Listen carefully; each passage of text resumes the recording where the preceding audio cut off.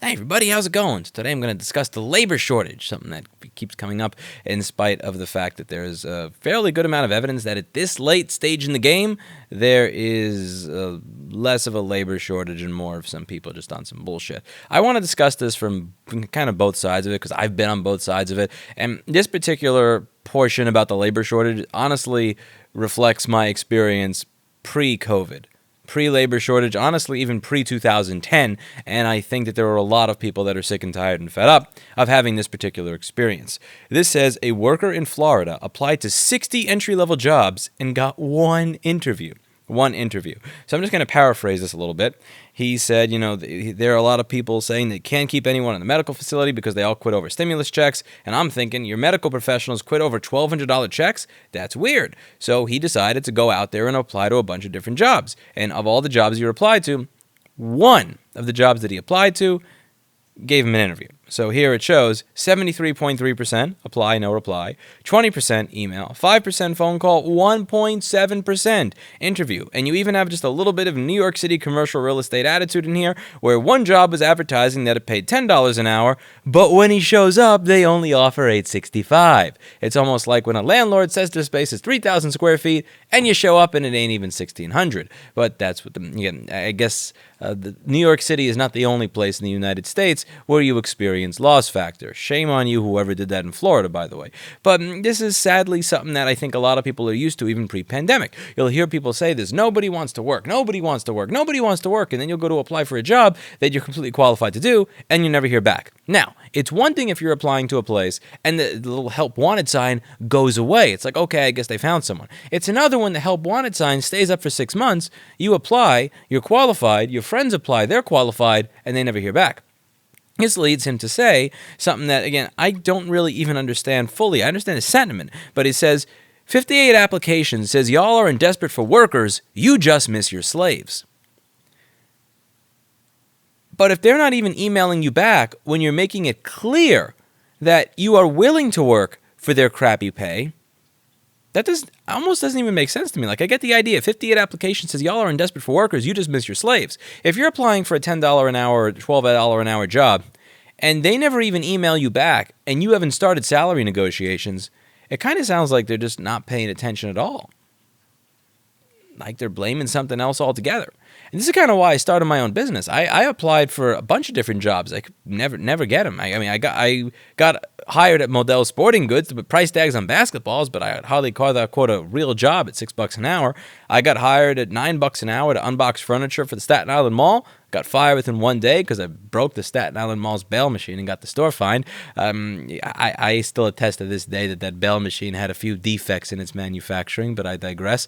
I got hired at 3P delivery at Lowe's, which was that was the big shot right there. That was $12 an hour back in 2006. I was really balling at that point, $12 an hour in 2006, and I wound up getting fired within 2 months because I took a sick day. I got hired at Avatar Studios, but that was $7.50 an hour. It wasn't really much of a real job. So I started doing this. And, my mother was one of those people that would always say, when are you going to get a real job? Why don't you get a real job? Always kind of thinking that what I do right now is not a real job. To her and to many parents, admittedly, a, quote, real job is when you go to college and then you get a resume and then you apply for something and you put the top button on your polo shirt on and then you show up for the interview with the top button on your polo shirt on and then you show up and you speak to them and you tell them how amazing you are and how you got a 4.0 GPA, and then you get a job making $60,000 to $120,000 a year. My idea of a real job was, screw this, I'm going to go, does anybody need a repair? $200 if you need a repair. Oh, you need one? Okay, you have $200? Okay, come here. I'll fix your stuff. Like, that's always been my idea. I would just post stuff on Craigslist, Backpage, eBay, Kijiji, OLX, all these websites, and I would use them to bypass the middleman, which is the employer. If the customer is happy with my sales pitch, they will use me. I don't have to degrade myself by going through that process. I've always found it particularly interesting that on the internet you'll hear people like shit on people who have Patreons or stuff like that for, quote, e-begging when they have a video teaching you something and then a link in the description with a Patreon or something. That's e-begging. However, going to college for 4 years, going in debt $100,000 so that you could get a piece of paper that claims that you're good at something. then spending hours on Monster.com applying to jobs, then writing up a 3-page document in specific specialized formatting that explains just what a good boy you are, then putting on clothing that you would never wear during your normal, average, everyday life so that you can wait in line in front of another 30 applicants to speak to someone that's called a boss that gets to judge whether or not you're worth making a living. Oh, yeah, that's totally fine. That's definitely not e-begging, but I digress. That entire process is a pain in the ass. And the interesting thing about that entire process is that a lot of people go through that process and they just never get hired because a lot of these companies just wind up being insane. It's kind of like, it's kind of like that person that's really beautiful, really smart, really wealthy and everything, and they're just going through Tinder and they think everybody's too good for them, and then like 20 or 30 years later they wind up alone kind of thing because they never settled on anything that was good enough. A lot of companies are like that. They just, even before COVID, pre-COVID, just let's pretend COVID never existed, any of this inflationary garbage we have going on now. There were a lot of companies that would just never respond to people that were fully qualified, and you think, okay, I guess they found someone. And then you walk by and you see that the job wanted ad sign is still up, but they never replied to you. They never interviewed you. They never interviewed anybody that you knew. So what are they doing? Now, to be clear, I have been on the other side of this before, actually just recently. So I was doing these repair workshops a few months ago at the store. I was eventually going to start doing these under the banner of Repair Preservation Group, so I uploaded this to the YouTube channel. Here I am at my store. This is, again, to be clear, everything in here is not the Repair Preservation Groups. This is all Rossman Repair Group Inc. stuff that I paid for. You know, the microscopes, the stations, all of that, my employees. What I was doing is I was allowing people to show up with virtually any piece of equipment that they screwed up, and we would help them fix it. So this dude ripped a transistor or something off his board, so I'm running a bunch of jumper wires here. Later on in the video, somebody broke their GPS, so we fixed their GPS. We fixed the CB radio. Some guy learns how to run jumper wires to fix his MacBook no backlight board. And my idea was anybody could show up to this, no payment necessary. Just sign a waiver that says you won't sue me if you try to, stab yourself in the eye with a soldering iron or something.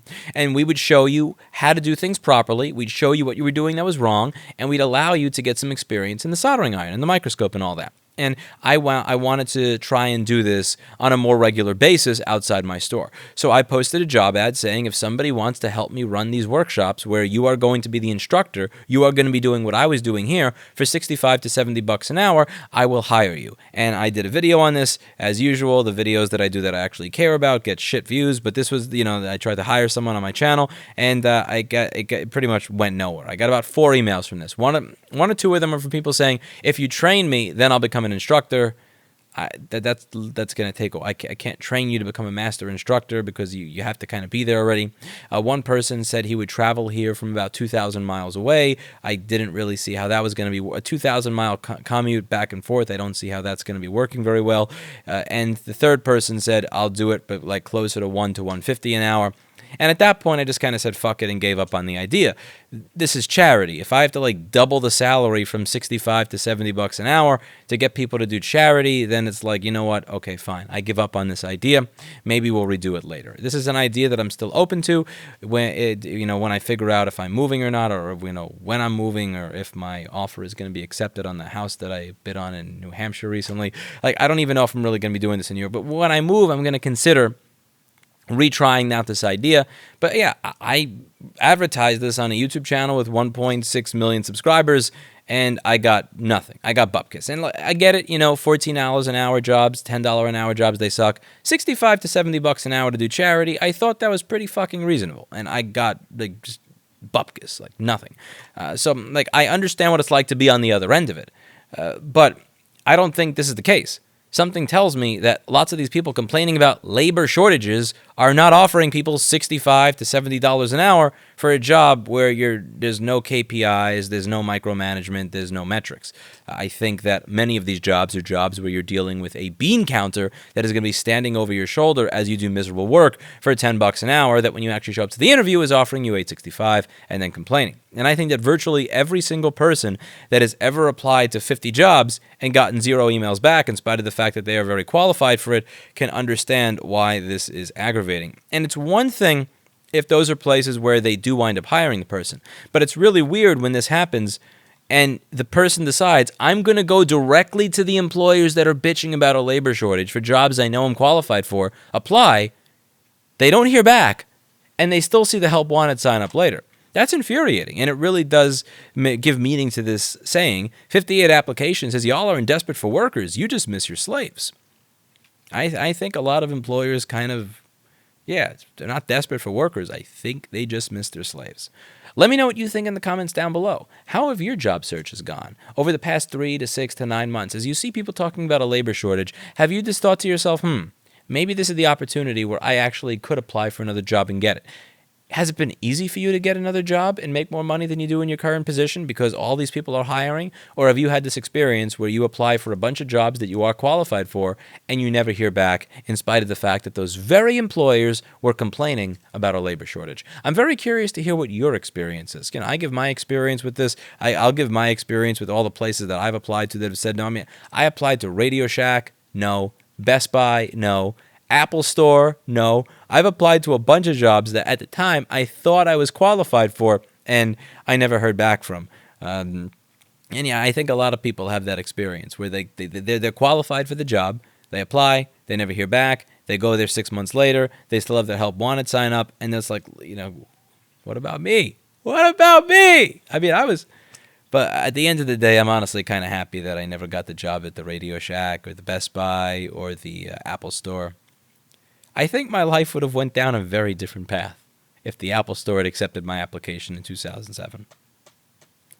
Thankfully, they didn't. Not kidding. 2007. Applied for a job at an Apple Store. That was a low point for me. That was a low point for me. See you in the next video. Bye now. Yeah, that one was depressing. I actually left out my that's it for today, and as always, I hope you learned something, because that was just, even just remembering that, I get the skeevies.